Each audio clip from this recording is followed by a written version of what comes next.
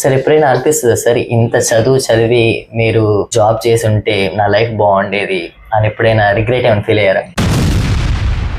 Sorry to say this you, ఈ atheism అనేది బాగా స్ప్రెడ్ కావాలంటే యూత్లో, సో ఇప్పుడు ఎలాగైనా కానీ పాస్ట్ జనరేషన్ని మార్చడం చాలా కష్టం. ఇప్పుడున్న యంగ్ జనరేషన్కి ఏ అడ్వాన్స్ టెక్నాలజీ అయినా ఏ అడ్వాన్స్ ఐడియాలజీ అయినా త్వరగా అర్థమవుతుంది. సో ఇప్పుడున్న యూత్కి ఈ ఏథిజాన్ని ఎలా ఎక్కిస్తే ఎక్కుద్ది అంటారు?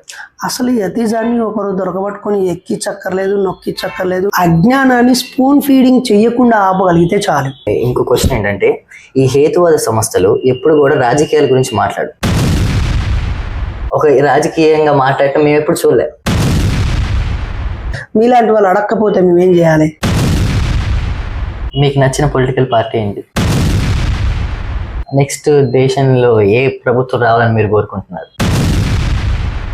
అది మీకు తప్పు అనిపించట్లేదా? ఏది తప్పు? ఈ ఓటు రాజకీయం చేయకపోవటం.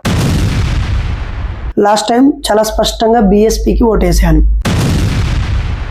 నా దృష్టిలో కమ్యూనిస్టులు అంటేనా, కమ్యూనిస్టులు ఐడియాలజీ చాలా గొప్పది. Das capital, Karl Marx ideology చాలా గొప్పది.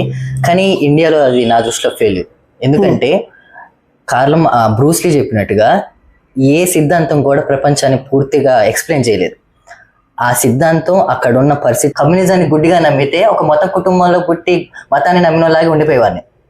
సో నేను అలా కాకుండా నేను ఒక సెంట్రల్ స్టాండ్లోకి వచ్చి అబ్జర్వ్ చేసి కమ్యూనిజంలో కూడా మిస్టేక్స్ ఉన్నాయి. కమ్యూనిజం అంటే నీ దృష్టిలో కమ్యూనిజం అంటే ఒక రాజకీయ పార్టీ అనుకుంటున్నావా?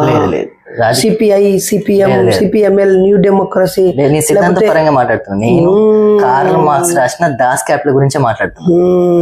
ఆ దాస్ క్యాపిటల్ లోనే కార్ల్ మార్క్స్ గారు చెప్పినట్టు ఇది నేను రాసిన థియరీ అనేది ఏ దేశానికి అన్నిటికీ అప్లై అవ్వదు. ఆ దేశంలో ఉన్న సర్కమ్స్టాన్సెస్ ని అడాప్ట్ చేసుకోవాలి థియరీ. అలా లెనిన్ అక్కడ అడాప్ట్ చేసుకొని అక్టోబర్ విప్లవం తెచ్చారు. మావో గారు అడాప్ట్ చేసుకొని దానికి సాయుధ పోరాటం యాడ్ చేసి అక్కడ విప్లవం తీసుకొచ్చారు.